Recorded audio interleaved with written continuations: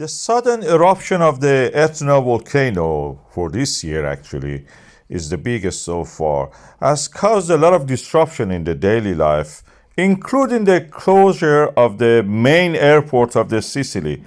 The eruption is now in the stage of the paroxysm. This is a posh word for telling that it's a sudden burst of the activity. It's creating fountains. It's dramatic. It's beautiful to watch. Simple as that. Paroxysm.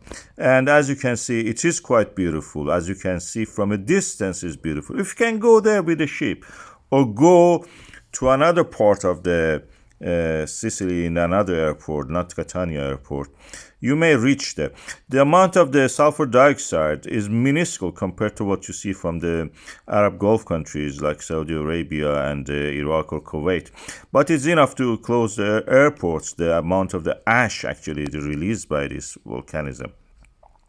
So we have to be careful because the airplanes need, the clear air. Otherwise, the engines will be clogged by the ash.